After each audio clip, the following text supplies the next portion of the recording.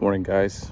This might be a long one, so I may have to upload it to YouTube and then share the links because I don't think LinkedIn or Instagram or whatever is going to let me upload the whole video. And I'm still learning editing.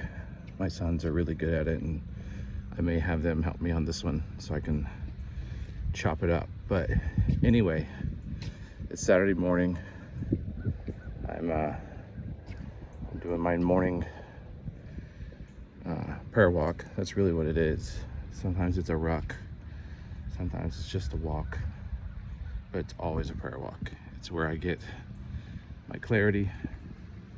It's where I think through and pray through decisions, and without fail, I always get clarity and downloads around something.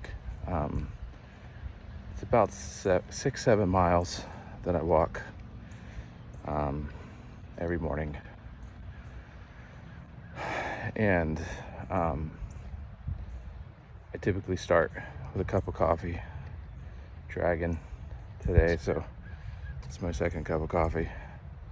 Got started late. Normally I'm out here when the sun's not even up. Normally the sun's popping as I'm finishing, but it's Saturday, Labor Day weekend. Anyway, so as some of you know, I have been working through this idea of coaching for the last couple weeks. And the reason why it happened is Manning & Company has been figuring out who it is, right? So I didn't really originally launch Manning & Company. I mean, it started off as my own blog. That's what it really started off as. And it wasn't even a .co, it was a .net. And then after Hire Wells, which is not dead, by the way. Wells is still going. It's just the tech recruiting market is a dumpster fire, as all of you know. I do not have to explain that to you. It just is. So it's a camel. So it's still going. It's still making money. It's just not making enough money it's making enough money to sustain itself. It's not making enough money to reinvest in growth, and I'm not going to raise a down round for it. I know better. Anyway, so Manning & Company came because I was trying to figure out what to do. Like what's the play? And living through 2008, I knew that a ton of companies are going to need capital.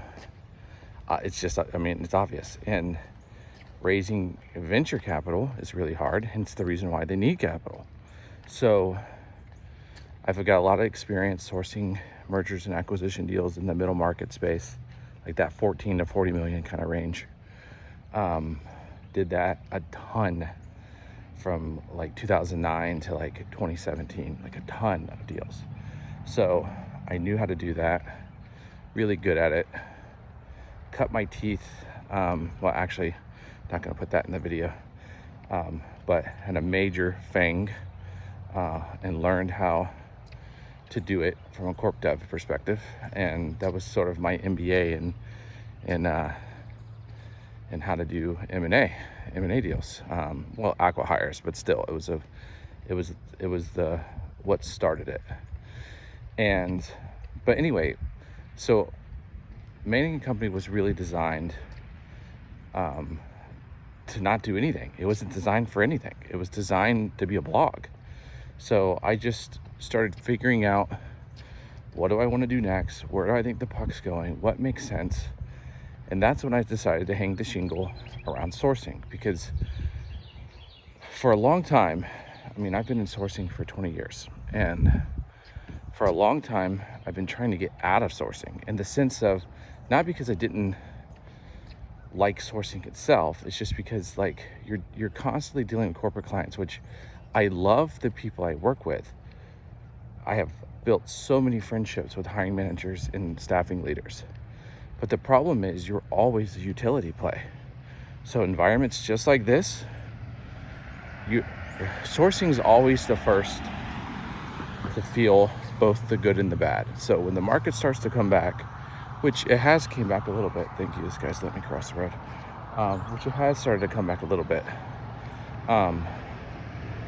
When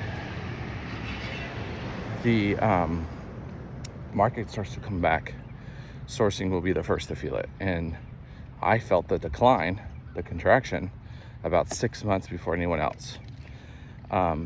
It's always the leading indicator because we're at the very, very, very front line. Anyway, so it's something that I've done for a long time, and I wanted to, like, I could never get past the production of it. Like, I was always a time and materials play. And even when I like maximized my time and leverage with people, I could only break a couple $1 million a year in sales, and I know that's great. Like, how in the world can I complain about a couple $1 million a year in sales? Well, anyone who's built companies that are at a couple $1 million and they're still really more of a self-employed person than a business owner, you know that is taxing on every other aspect of your life. It's taxing on your health.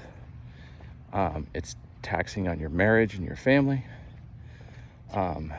It's just is. It's hard to maintain that for long periods of time without burning out.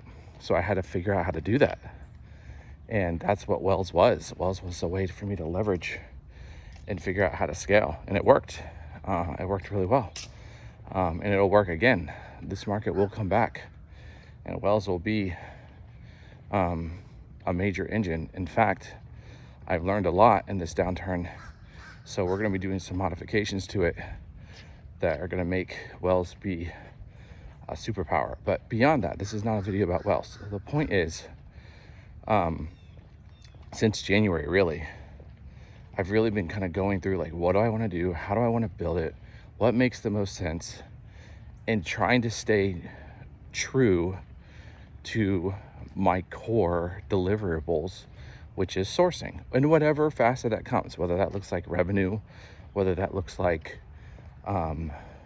talent, of course, whether that looks like sourcing capital, some sort of hybrid. The struggle has been, though, in the beginning, I took a lot of deals on purely as partnerships. And I lost a fortune doing it. And the reason why I lost a fortune wasn't because the deals weren't successful.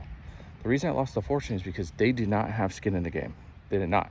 So it took 6 months to close deals that should have took 6 weeks, because they're not showing up to meetings on time. They're not, hang on, I'm gonna use this mailbox here to switch hands because I'm carrying this coffee in the one hand and I'm just burning the crap out of myself every 4 steps. They're not, I'm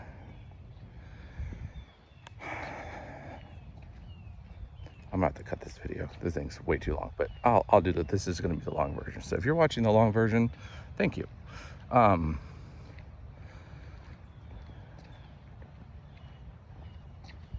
Anyway, I forgot what I was gonna say, but so yeah, so I'm going through this whole process of like kind of trying to figure this thing out.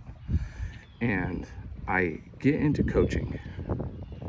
Well, let me back up real quick. So sourcing, when I dove into sourcing, when I started to learn sourcing, I started in the name generation side of things. So I started back when we used to do, like, corporate directories and all the crazy stuff we used to do as recruiters before LinkedIn and a lot of the modern tools were invented. And I created one of the first modern data sets that predicated LinkedIn. This is a long story, certainly not one for video. But needless to say, I exited that company. And for me, like, the success or failure of my research was always predicated on the quality of the executive recruiter or sourcer or recruiter calling my information. So I wanted to complete the cycle, and I had the fortunate opportunity to work with Jesse Hahn, who is an OG of OGs in the recruiting space. And I moved to Buenos Aires, Argentina, teamed up with him for a while. I think it was about a year and a half, something like that. And this guy, this was like learning at the feet of a master. Like to this day, there is no person on the planet that can close better than me. There's actually only one that can close better than me, and that's him. And I will give all the credit where credit's due, because it's true. But the thing that I learned, so learning his system, and it was the classic executive search model, the classic, identify the candidate, you call, you screen them, etc. It's the classic model perfected, basically. And my idea was like, man, why would you do that? Why wouldn't you reverse the funnel? Because again, I came from the data space. Why wouldn't you reverse the funnel and let these folks screen themselves? And then instead of talking to 50 people, to talk to the 2 that are going to be interested, why don't you just talk to the 2 that are going to be interested? Because then you could talk to 50 people, of which are all interested, and you can do 10 times the amount of work. That was the light bulb moment. So, and that's how I've always been. I've always approached industries in a way of like, okay, what do I go in, I learn from people who are doing it, and then basically I have a Jonah moment where I'm like, why are we doing it this way? This is not how I want to do it. And then I do it my own way. And I'm not going to say it always works. Sometimes I blow stuff up. It's happened. Sorry, Jonathan. But sometimes I'd say it's 80-20. 80% of the time it works. 20% of the time we get sued. But the other 80% works really well.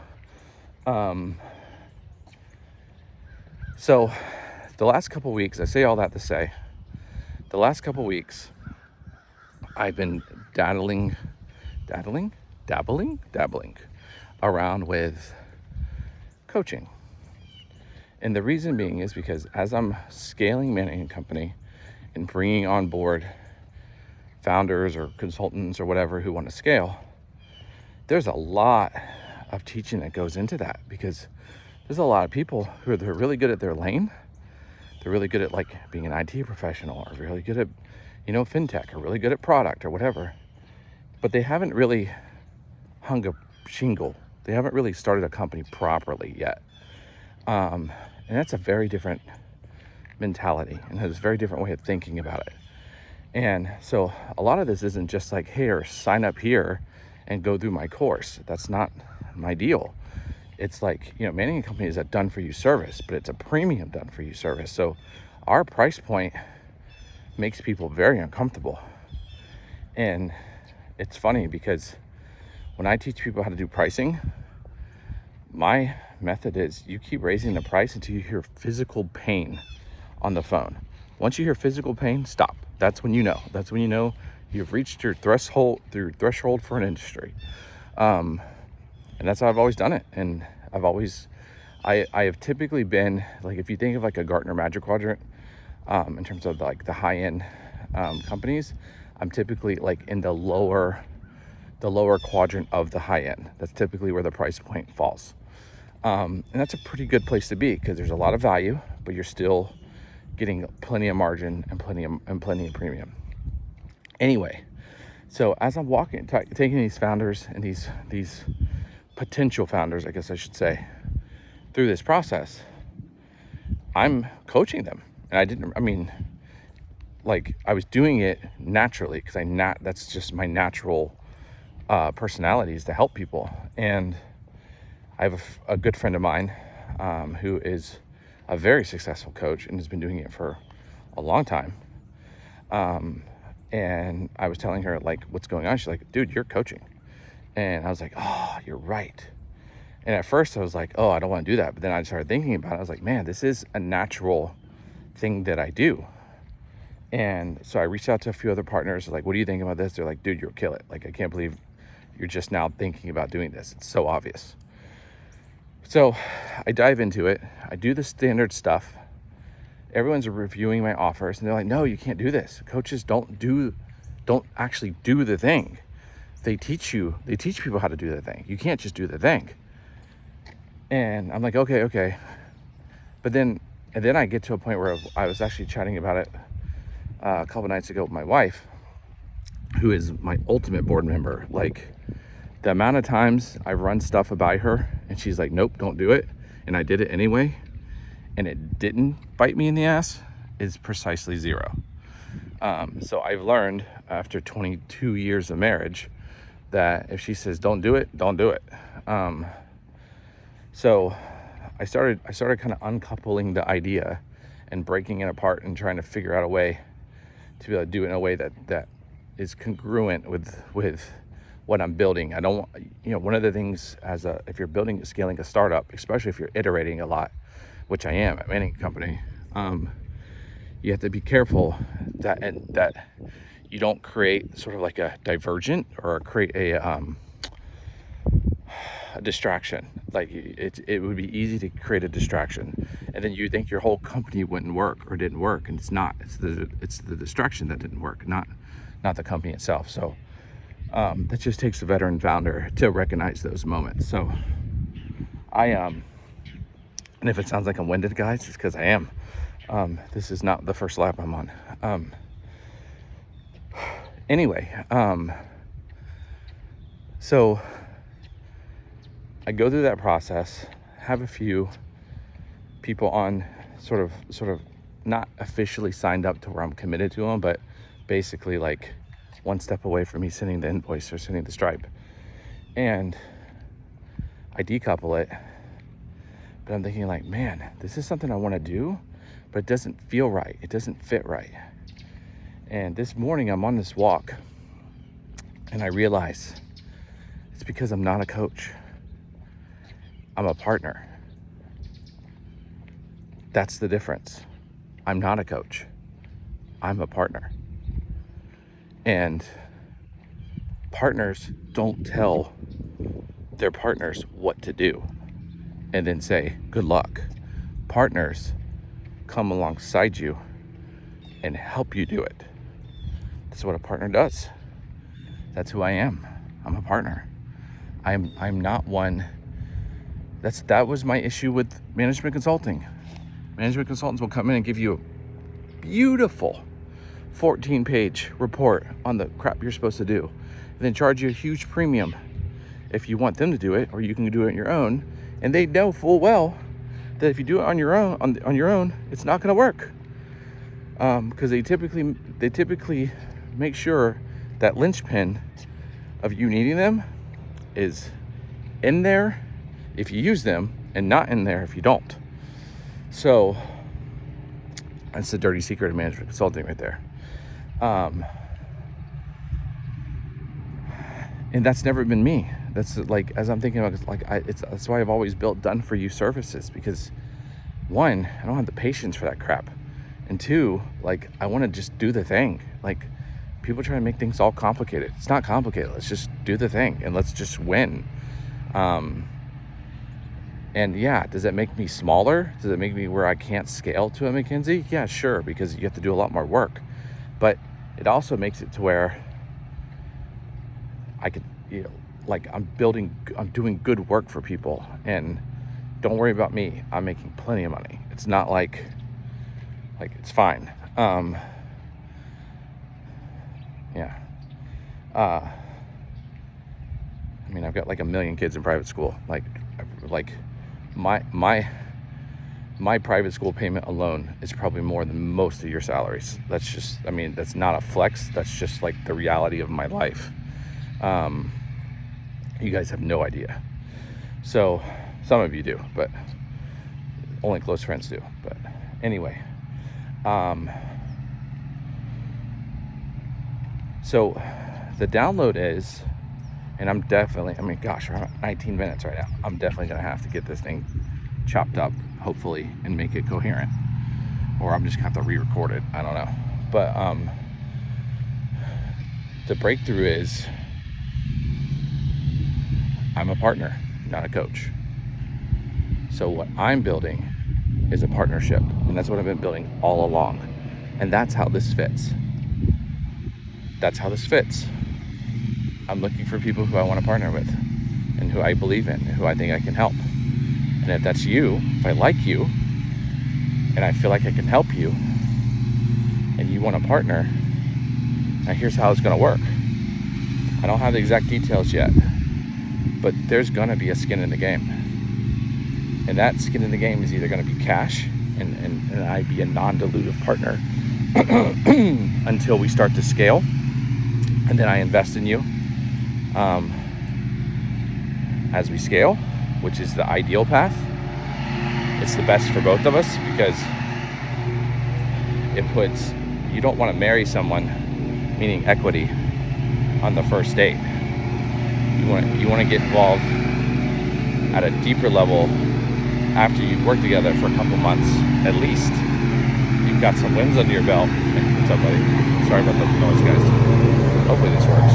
You get some wins under your belt, and then we talk about equity play. That just makes the most sense. But I know some are extremely bootstrapped right now, and I would take an equity trade. But if it's equity, and that means I'm really a partner, sometimes, look, I'm a nice guy, but I'm not a nice guy. And I'm gonna help you win, because it's not about you. It's about your family. It's about the people who are gonna work for you. It's about your community. It's about giving. It's about breaking out of the mutt that you're in. So I'm gonna hold your feet to the fire. It's not for the faint of heart, that's for damn sure. I'm a madman, but I get shit done. And I get deals. And I'll get you in rooms. And I will rainmake the fuck out of your business. That's what I'll do for you. I'll help you. I'll help you navigate strategies. I'll help you avoid mistakes. I'll help you figure out go-to-market fit. I'll bring in crazy talented people to help you along the way to do specific things. But the big thing that I'm gonna do is I'm gonna rainmake the fuck out of your business. And I'm gonna bring you deals that's gonna blow your mind. I'm gonna get you in rooms that you have no business being in. And I'm gonna get you deals that people are gonna be like, how in the world? Dude, guys, I am in Tallahassee, Florida. How many of you know where Tallahassee, Florida is? I bet you, if you're not from Florida, you're like, you have to think about it. Like, it's not Miami. It's not the famous one. It is the state capital, but it's like, this town's tiny, man. We moved here in 2007, right? I don't know, something like that, 2007. And I knew that when I launched People Ops, which was I sold it in 2019, but when I launched People Ops, I knew that if I signed the state, I signed the city, I started working with local businesses, that I would become, to the Apples and Googles of the world, exactly what they thought I was. Some small, little, regional recruiting agency. That wasn't what I was building. So I ignored them. I ignored all the local stuff. My very first client ever, 6 weeks in, figuring this freaking thing out, BEA Systems. They were later acquired by Oracle. Second client, Google. Third client, Juniper Networks. List goes on and on. I know how to freaking get deals. And I know, and think about it. These are companies that have near unlimited budgets. And they're choosing me over companies drastically bigger and drastically more resourced. Why? One, because I am better. But two, I got in the room. And I got in the room in the right way. And that's what I'm gonna do for you. It's just that simple. But versus me just saying, here's the playbook. No, that's not me. That's not my DNA. I'm gonna get you in the room. Now, I don't know what the hell to do once we get there. I don't know your business. So the second I see their eyes light up and they're interested, I'm shutting up and it's your turn to talk. Because I don't know. But I'll hype it and I'll get you in there. It's gonna be a good thing. We're gonna have a good community. It's gonna be fire, guys and girls. This is not just for dudes, that's for dang sure. I know I come across that way. It's the dad in me, I can't help it. But I promise you, I'm here for you too. This is not, there is no agenda here when it comes to that stuff. So anyway, love you all. Can't wait to team up. I have no idea how this video is gonna shape out once it's all cut up. But this thing is almost 30 freaking minutes. So I'm gonna post a little TLDR version, probably on YouTube. And Saturday morning, Labor Day weekend, still getting after it. Talk to you guys soon.